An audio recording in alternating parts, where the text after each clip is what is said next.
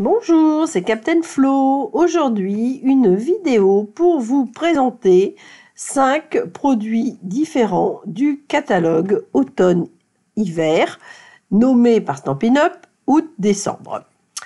Alors, en premier, je vais vous montrer le lot Cherish the Season qui est page 33 donc, du catalogue août-décembre. Ce sont des tampons et des poinçons qui permettent de faire toute une série de très jolis grelots. Donc, comme d'habitude, je vous présente les tampons et les poinçons, mais aussi ma petite feuille de présentation qui permet de voir le rendu, les découpes des petites branches de pin, le tamponnage de certains tampons grelots et leur découpe. Voilà. Et aussi la récupération des mini feuilles de houx qui viennent de la découpe des grelots, mais que j'ai conservé car cela permet de compléter des réalisations et c'est un très joli rendu. Donc, ma première carte est une carte carré twist avec les papiers merveilles de la saison. Là, j'ai choisi la version blanc et or, mais aussi, vous allez le voir à l'intérieur, la version noir et blanc. Pour rester dans la couleur or, j'ai découpé mes poinçons grelots dans un papier or brossé qui est vendu dans le catalogue août-décembre. Juste après les papiers automne d'or. Ils sont magnifiques. Une deuxième carte, toujours avec les papiers merveilles de la saison. Alors, c'est un vrai coup de cœur pour ces papiers. Bon, je ne suis pas fan de rouge, donc je préfère largement les papiers or au papier rouge, mais bon, j'ai quand même travaillé aussi les papiers rouges.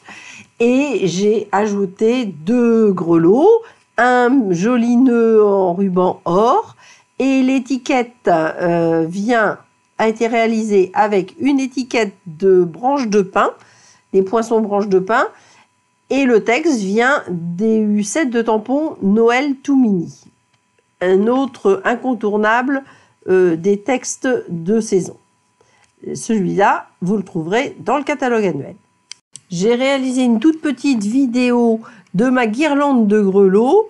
Comme celle-ci est accrochée, j'ai fait une vidéo séparée.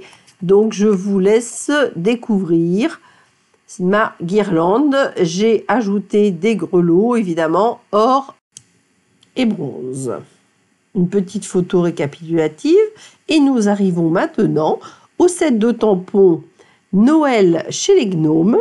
Alors celui-là, c'était mon premier coup de cœur à la découverte du catalogue août-décembre par internet à l'époque, puisque au départ, nous n'avons qu'une version en PDF avant de recevoir la version papier. Donc évidemment, j'avais vu beaucoup de choses qui me plaisaient, mais le tout premier coup de cœur, c'était Noël chez les gnomes. Je me suis beaucoup amusée avec et je vais vous montrer quelques réalisations. Donc il faut savoir que aussi bien Noël chez les gnomes que les grelots seront choisis pour la décoration de ma table de Noël. Mais nous sommes encore un peu tôt, donc les décorations ne sont que dans ma tête. Alors, la première carte est une carte multiplie pop-up avec l'ensemble des personnages et j'ai ajouté un toit, on va dire champignon à la maison arbre, ainsi qu'un nœud du lot emballé avec amour, quelque chose qu'on revoit régulièrement aussi car j'aime beaucoup. La deuxième carte est une carte théâtre en souffle d'écume et argent. Et la troisième est une carte ronde à escalier. Et cette fois, le toit de la maison a une forme un petit peu semblable au chapeau des gnomes. J'ai omis une information, Noël chez les gnomes se trouve à la page 23 du catalogue août-décembre. Pour le troisième lot, il s'agit de calendouiller. Il est présenté au début du catalogue à la page 10 et c'est un lot avec des poinçons. Il est présenté avec les paniers porte-café, les gobelets, etc. Il existe 20 poinçons.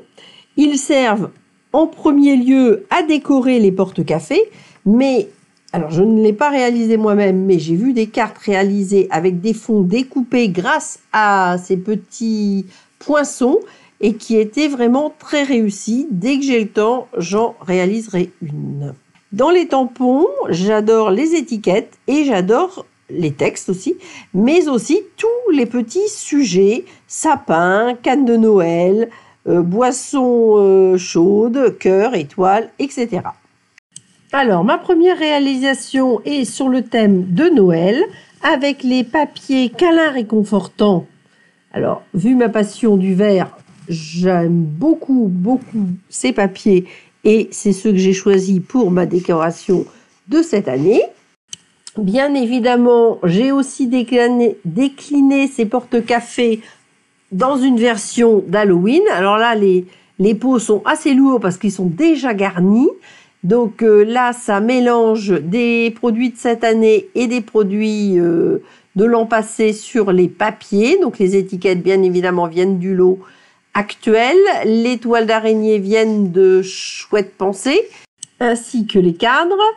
La décoration vient de Incontournable de saison. La petite araignée vient de Stampin' Up, mais d'une année passée, elle aussi. Alors, je vais essayer de présenter ça pour que, vu d'en haut, vous voyez et les porte-café et mes gobelets décorés. Et je vous montre pour l'instant ma troisième version. Comme certains le savent, j'aime beaucoup les plantes, particulièrement les plantes crassulescentes. Et j'ai opté pour la collection Feuillage infini. Alors, j'essaie de vous le présenter sans, évidemment, ce sont des vraies plantes, retourner mes pots de fleurs. Donc, cette fois-ci, je n'ai pas mis les gobelets vu que j'avais les pots de fleurs, mais j'ai utilisé les papiers Feuillage infini, dont un me rappelait de manière assez proche une de mes plantes. J'ai aussi utilisé le lot Émotions effeuillées pour faire les feuillages que j'ai mis de part et d'autre du support central. Là aussi, il y a quand même un petit peu de poids, donc je pense que vous avez vu, j'ai mis un petit papier cartonné au fond du panier pour consolider. Bon, je pense que ça n'aurait pas bougé sans le papier, mais bon, par sécurité, j'ai fait ça. Et comme on dit qu'il faut parler aux plantes, je leur ai mis des petits messages qui disent tu es vraiment superbe, bravo. Enfin, j'ai utilisé les étiquettes ou les tampons pour réaliser des décorations sur d'autres cartes. Là, il s'agit d'une carte porte-chèque ou porte-carte cadeau. Et j'ai ajouté la petite étiquette pour toi. Et dans ma carte avec la bordure festive, canne de Noël et la couronne, comme c'était sur le thème des cannes, j'ai utilisé les tampons avec les doubles cannes de Noël que j'ai découpées et mis en relief sur cette couronne. Alors, concernant les porte-café, j'ai encore beaucoup d'idées. Il me manque juste un petit peu de temps, mais je vais continuer à poursuivre mes créations, dont vous voyez la photo récapitulative, avant d'attaquer les tampons Warm and Toasty. Alors, ces tampons-là me plaisaient, mais je ne les avais pas achetés dès le départ. Je suis allée faire une journée de scrap et de carterie chez mon amie Marie, qui est dans la région rouennaise et que je connais depuis quasiment depuis que je suis démo, puisque je crois qu'elle a signé 3 mois après moi. avec elle, nous sommes allés fêter les 30 ans de Stampin' Up en Floride. Nous sommes déjà allés aussi en Angleterre ensemble, etc. Bon, là, c'était une journée de création. Et elle a travaillé avec des produits que j'avais amenés et qu'elle n'avait pas achetés. Et moi, à l'inverse, j'ai travaillé avec des produits qu'elle avait achetés mais que je n'avais pas encore achetés. Donc, c'est de sa faute si j'ai craqué pour ce set de tampons Warm and Toasty que vraiment, j'aime vraiment beaucoup, beaucoup, beaucoup. J'ai déjà fait pas mal de créations et ça va continuer. Je prévois de réaliser un petit mini-album sur le thème des décorations de Noël. Je crois que c'était de l'an passé au Havre et qui vont parfaitement avec ce set de tampons. Alors, j'ai d'abord réalisé une carte double arrondi avec en partie des outils de loisirs d'hiver que je vous présente juste après et les tampons de Warm and Toasty. Chez Marie, j'ai aussi découpé les petites boîtes du catalogue août décembre, présentées page 70, qui s'appelle Petite surprise en boîte. Et je les ai décorées encore avec les papiers merveilles de la saison et les petits oursons. J'ai aussi fait une carte avec les sapins de Campologie et le petit renne auquel j'ai ajouté un gros nez, on va dire douce-suède parce que bon, rouge, je suis toujours pas fan. Et cette carte pop-up avec d'autres éléments de Warm and Toasty. Et un papier de fond de Noël au village. Enfin, ça fait très longtemps que je voulais faire une boîte à dents pour des jeunes enfants. J'avais acheté mes petites boîtes en bois, j'avais acheté mes mini-souris et il me fallait quelque chose d'autre pour pouvoir la réaliser. Et j'ai trouvé que le petit tampon que je avais appelé Souriceau et Sourisette me plaisait particulièrement. Donc, je l'ai tamponné en 2 fois autour de la boîte. J'ai mis un ruban coordonné et sur le couvercle, j'ai fait 2 cercles couture superposés avec des stampines Dimensional et j'ai collé ma souris. Voilà, nous arrivons au 5e produit présenté. Il s'agit du lot loisirs d'hiver. Alors c'est pareil, ça j'ai vraiment craqué, je m'amuse énormément avec ce lot, mais je dois dire que je n'ai pas encore réalisé ma page de présentation du lot. Donc vous ne la verrez pas aujourd'hui dans cette vidéo. Ce lot est présenté à la page 69 du catalogue août-décembre. Et comme je n'ai pas la présentation, je vais vous présenter les poinçons. Donc bien évidemment, la majorité des poinçons sert à découper les éléments tamponnés. Mais par exemple, les 3 boules de neige ou les 3 flocons ne se découpent qu'en une seule fois. Nous avons aussi une découpe de 3 petites étoiles qui ne correspondent pas à un tampon, ainsi qu'une découpe cœur. Et ce que j'aime particulièrement, c'est la découpe de cette colline qui découpe et qui met des points couture sur les 2 parties de la découpe.